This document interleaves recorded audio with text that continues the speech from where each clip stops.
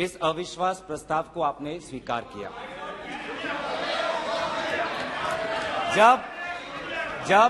जब आपने पूछा कि इस अविश्वास प्रस्ताव के समर्थन में कौन कौन खड़ा है, तो मैं इस मंच से हमारे सारे इंडिया अलायंस दलों के सांसदों को मैं धन्यवाद और आभार प्रकट करता हूं।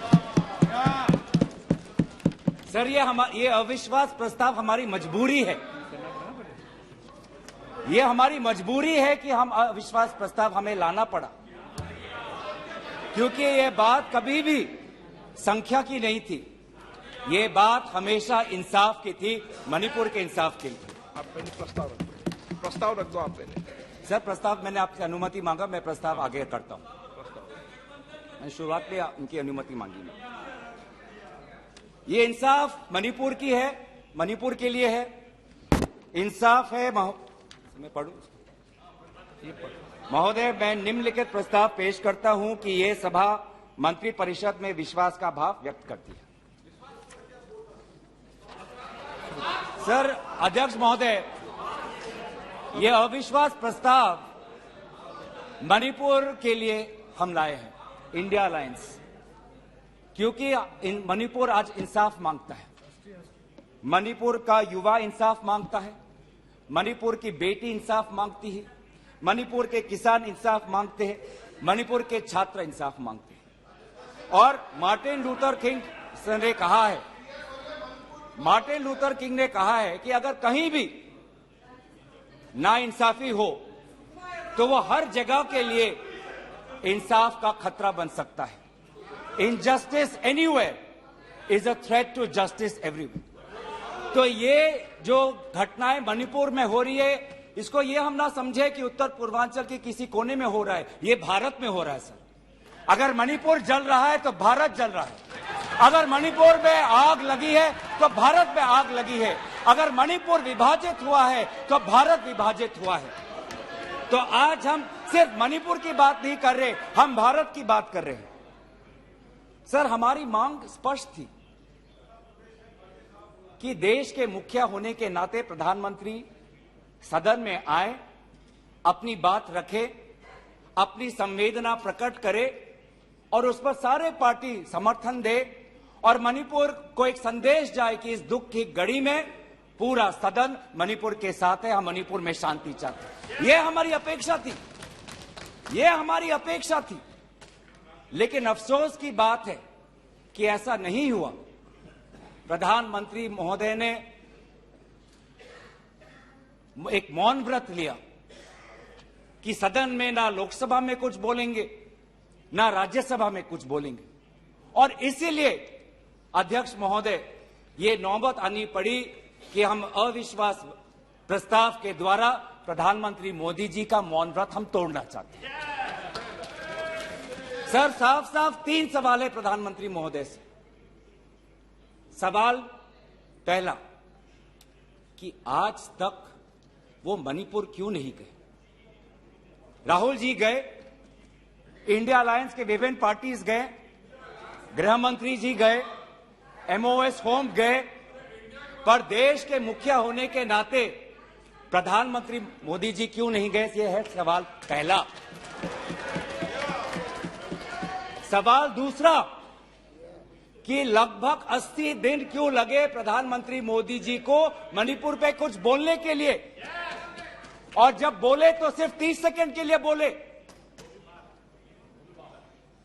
और उसके पश्चात आज तक भी प्रधानमंत्री मोदी जी की तरफ से ना कोई संवेदना का शब्द, ना कोई शांति की याचना। मंत्री मंडल बोल रहे हैं कि हम बोलेंगे, हम बोलेंगे। आप बोलें, आपको किसी ने नहीं रोका। लेकिन प्रधानमंत्री मोदी जी एक प्रधानमंत्री होने के नाते उनके शब्दों में जो महत्व है वो किसी मंत्री के शब्दों में नहीं है। माफ कीजिएगा। प्रधानमंत्री मोदी जी अगर प्रधानमंत्री होने के नाते एक शांति की पहल करें, उस कदम में जो ताकत है वो किसी मंत्री या किसी सांसद में वो ताकत नहीं है, एक प्रधानमंत्री होने के नाते। सवाल हमारा तीसरा कि प्रधानमंत्री जी ने आज तक मणिपुर के मुख्यमंत्री को बर्खास्त क्यों नहीं किया? आपने गुजरात में जब निर्वाचन आए, गुजरात में जब आपको अपनी राजनीति करनी थी तो गुजरात में मुख्यमंत्री बदल दिए, एक बार नहीं 2 बार। उत्तराखंड में निर्वाचन आ रहे थे तो उत्तराखंड में 1 बार, 2 बार, 3 बार, 4 बार शायद आपने मुख्यमंत्री बदल किए।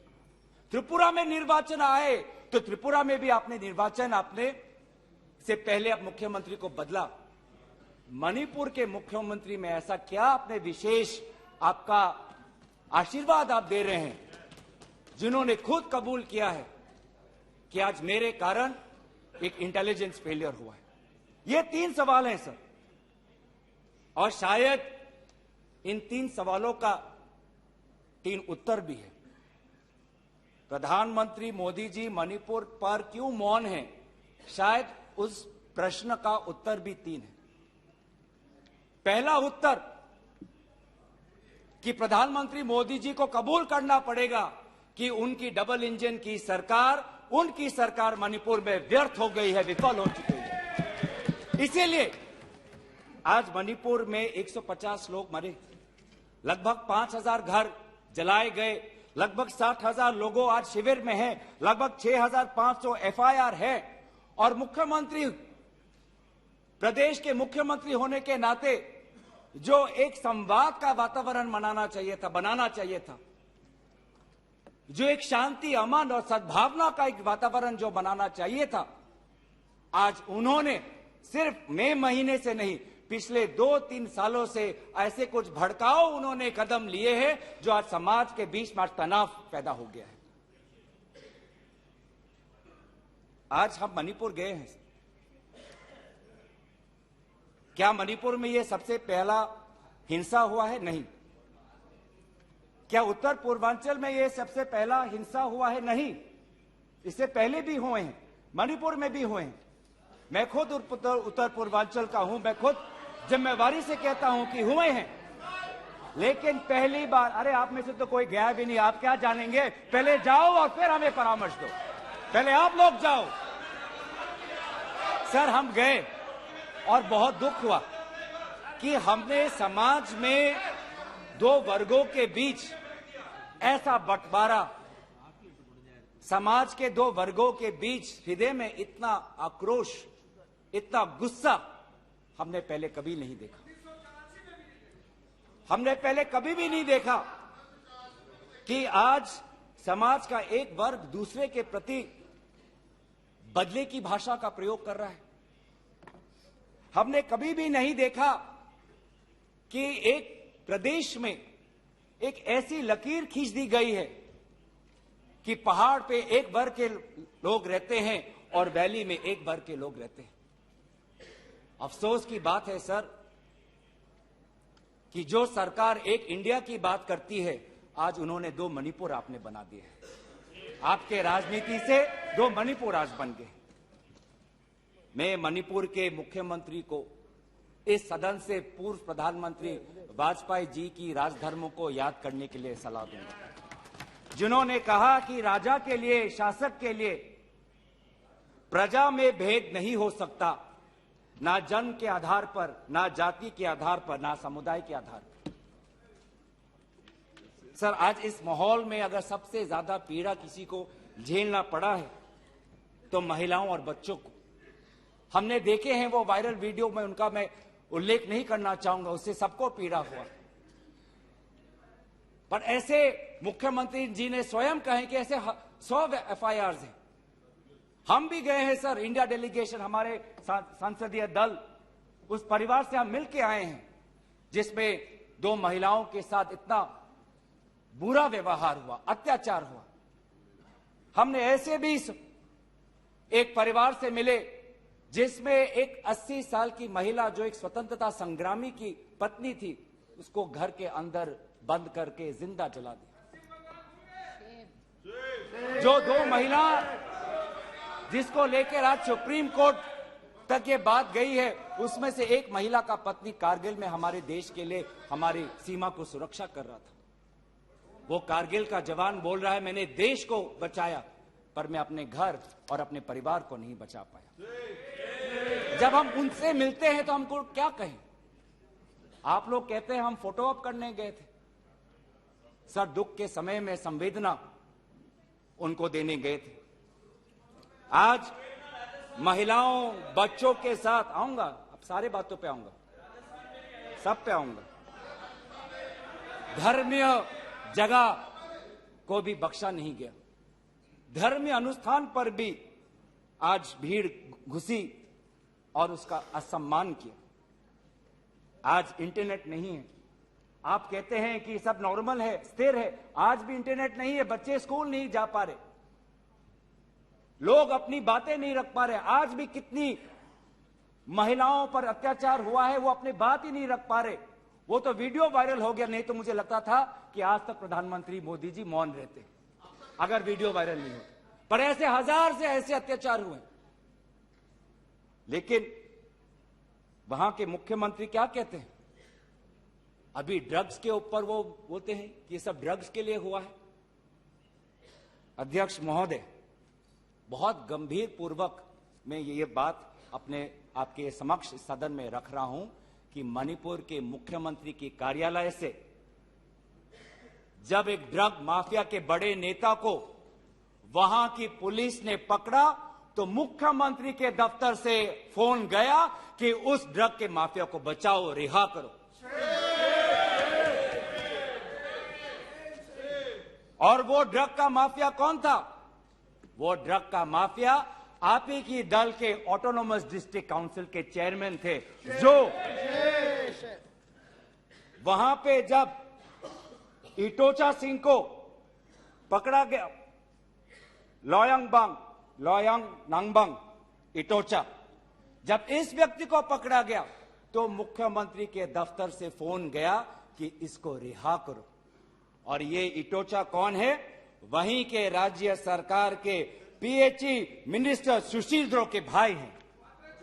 आज ये इन सरकार राज्य में ड्रग्स की बात करते हैं, ड्रग्स के साथ मुख्यमंत्री महोदय के दफ्तर का ताल्लुकात है।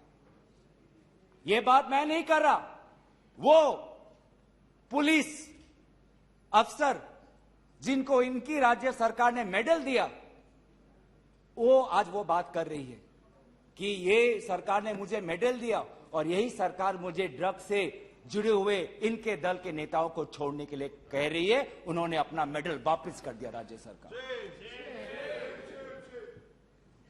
पॉपी फार्मिंग की बात करते हैं। आज आपका ही narcotics and affairs of border NAB ये कहता है the scale of poppy plantation in Manipur has spread across 15,400 acres of land in the hills between 2017 and 2023. 2017 में आपकी सरकार आई थी।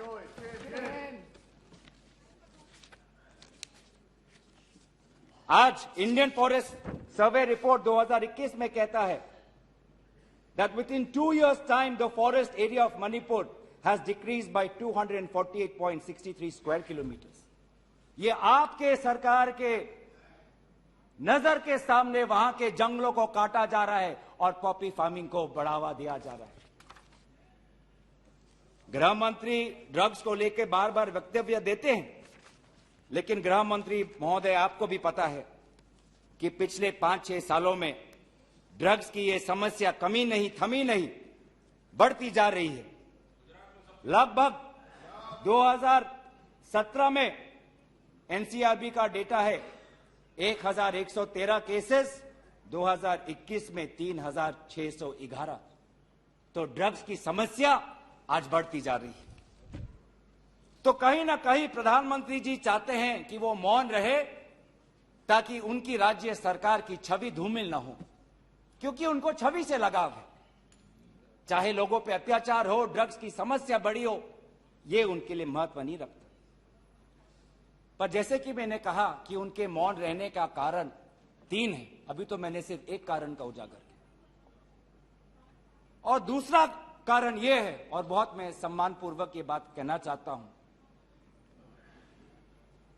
दूसरा कारण प्रधानमंत्री मोदी जी का मौन रहने का यह है कि आज भारत केंद्र सरकार का गृह विभाग और राष्ट्रीय सुरक्षा सलाहकार आज विफल हुए हैं। क्या हो रहा है मणिपुर में? 5,000 से ज्यादा हथियार आज लोगों के हाथों में है। लगभग 35 पुलिस स्टेशंस में भीड़ वहां जाकर वहां से हथियार अपने साथ ले जाते हैं। कभी आप जितने भी राज्यों का आपने जो उजागर किया है, कभी ऐसी स्थिति देखी है कि 2 महीनों में एक भीड़ पुलिस थाने में जाकर, पुलिस ट्रेनिंग कॉलेज में जाकर वहां पे जो हथियार है वो लेके जाती है? क्या क्या हथियार ले गए हैं? क्या क्या हथियार लूट के ले गए हैं?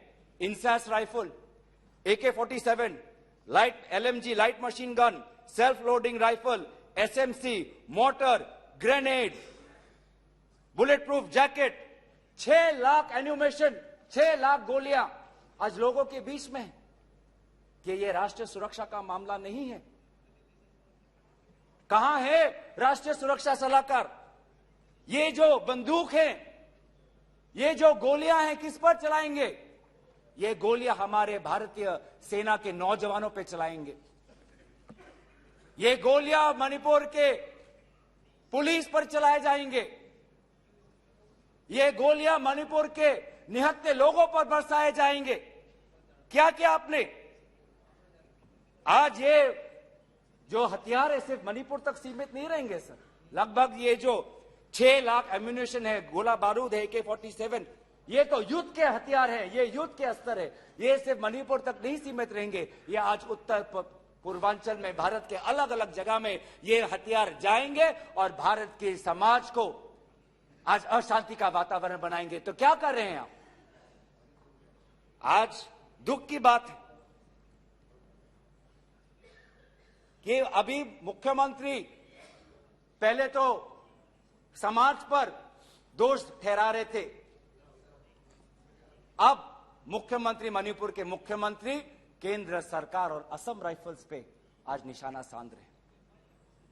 आज ही हमें सुनने में मिला कि असम राइफल्स, जिसको जिम्मेवारी दी गई है देश को, लोगों को बचाने के लिए, उनको हटाया जा रहा है। मुख्यमंत्री के घर के जो विधायक हैं, मैं उनका नाम नहीं लूंगा, वो पूछते हैं कि इतने हथियार कहां से आए? क्या कर रही है केंद्रीय शासित सुरक्षा दल? ये असम राइफल्स किसके अनुसार काम करता है? ये असम राइफल्स गृह विभाग के मंत्रालय से इनको निर्देश दिया जाता है। तो एक ऐसी व्यवस्था बन गई है मणिपुर में कि मणिपुर के पुलिस आज असम राइफल्स के जवान पर उंगली उठा रहे हैं, असम राइफल्स के जवान आज मणिपुर के पुलिस पर उंगली उठा रही है। ये बना है 21वीं सदी के भारत में। ऐसे हम समाधान कर रहे हैं पिछले 3 महीनों से। आज सुप्रीम कोर्ट ने जो जांच कमेटी बैठाई, उससे साफ साफ साबित होता है कि सुप्रीम कोर्ट ने भी आज केंद्र सरकार और राज्य सरकार के जो काम है उसको स्वीकार नहीं किया है। आज इसीलिए कमेटी बैठाई गई है।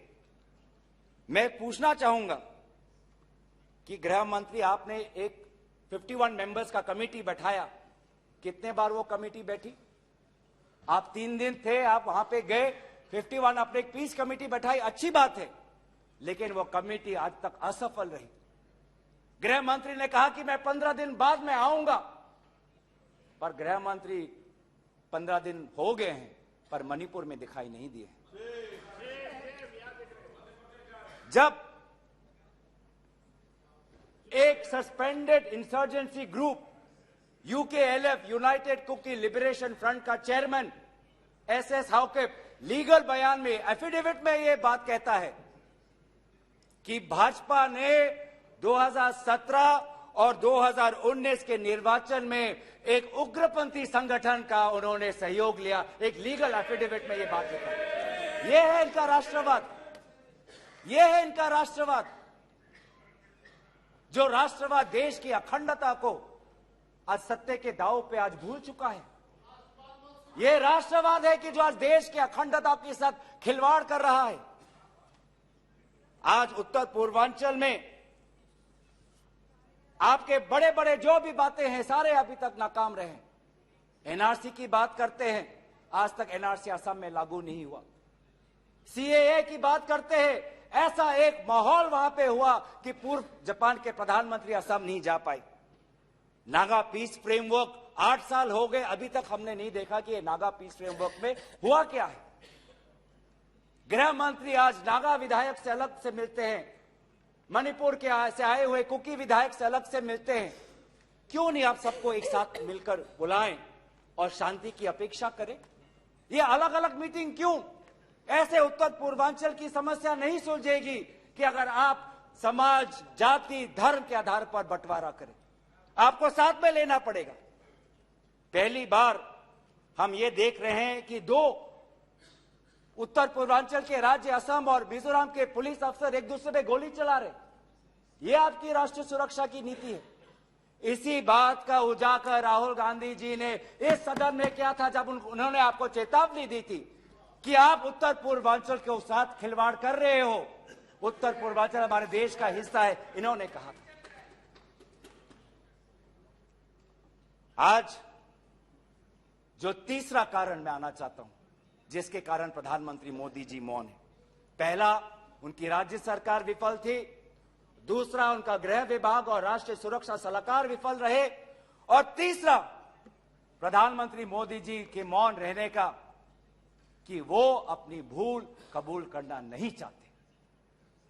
अगर वो बोले तो कि उनकी चूक हुई है राज्य सरकार से, तो ये भूल वो कभी जनता के सामने कबूल नहीं करना चाहते, मौन रहना पसंद करते हैं। और ये पहली बार नहीं हुआ है, ये पहली बार नहीं हुआ है जब भारत के स्वर्ण पदक लाने वाले कुश्ती के महिला खिलाड़ी जब सड़क पे जब विरोध कर रहे थे तो प्रधानमंत्री मौन थे।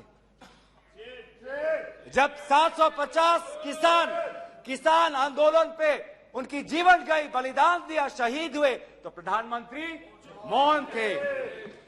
जब 2020 में दिल्ली में रायट्स हुए, दंगे हुए, पर विदेश के एक सरकार के नेता आए थे, उस समय भी प्रधानमंत्री मौन थे।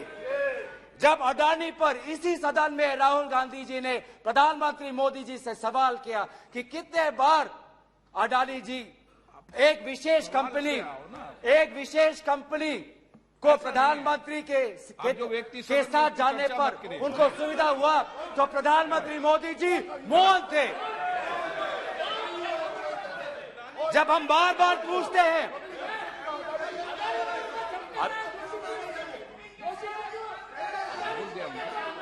सर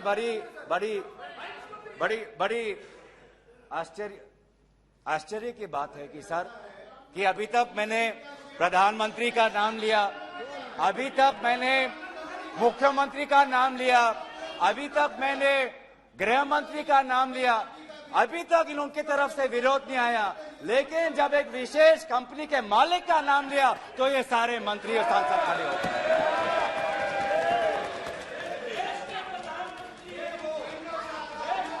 किसकी सरकार है सर?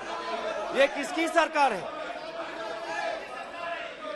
जब चीन पर हमने सवाल किया, चीन पर आप पूछे, मैं चीन पर आता हूं, जब चीन पर हमने सवाल किया कि चीन हमारे सीमा के अंदर कितने किलोमीटर पर है, तो प्रधानमंत्री मोदी जी मौन रहे। प्रधानमंत्री मोदी जी ने G20 के बाली समिट में प्रेसिडेंट शी जिनपिंग के साथ क्या बातचीत की, उनके विदेश मंत्रालय ने इसको छुपाने की कोशिश की, लेकिन जब चीन के विदेश मंत्रालय से बात आई तो भारत सरकार के विदेश मंत्रालय ने खुद कबूल किया कि हाँ, हमने ये बात छुपाई थी कि बहुत संवेदनशील बातें प्रधानमंत्री मोदी जी ने शी जिनपिंग के साथ बाली में किया। हम पूछना चाहते कि क्या बातें की आपने, क्या समझौता हुआ, क्या बताएंगे? विदेश मंत्री ने कुछ दिन पहले हम सबके समक्ष एक स्टेटमेंट रखा, पर उस स्टेटमेंट पर भी बाली में प्रधानमंत्री मोदी जी और प्रेसिडेंट राष्ट्रपति शी जिनपिंग के बीच में क्या बात हुई, इन्होंने उजागर नहीं किया। आप चीन की बात करते हैं, तो प्रधानमंत्री मोदी जी जब जम्मू कश्मीर के पूर्व राज्यपाल ने कहा कि उन्होंने प्रधानमंत्री को फोन किया था तो पूर्व ये राज्यपाल ने क्या कहा कि उनको चुप रहने का सलाह उनको मिला। प्रधानमंत्री मोदी जी मौन रहे जब पूर्व एक राज्यपाल ने कहा कि हमने सुरक्षा मांगी थी हमारे पुलवामा के जवानों के लिए, लेकिन हमको कोई सुरक्षा नहीं मिली। जब ऐसा गंभीर बात एक पूर्व राज्यपाल, आपकी ही चुनी हुई राज्यपाल ने रखा, तो प्रधानमंत्री मोदी जी मौन रहे। जब कोविड में सेकेंड वेव में लोग के सांसों में फाफड़ों में ऑक्सीजन नहीं था, तब प्रधानमंत्री पश्चिम बंगाल में वोट मांग रहे थे। जब मणिपुर में महिलाओं पर अत्याचार हो रहा था, तो प्रधानमंत्री जी कर्नाटक में वोट मांग रहे थे। ये कैसा राष्ट्रवाद है? यह कैसा राष्ट्रवाद है जो देश से ऊपर अपने सत्ता को ज्यादा महत्व देता है? इस देश के इतिहास में हमने दूसरे प्रधानमंत्री भी देखे हैं। हमने ऐसे भी प्रधानमंत्री देखे हैं जिन्होंने उत्तर पूर्वांचल और भारत की संवेदना को समझा।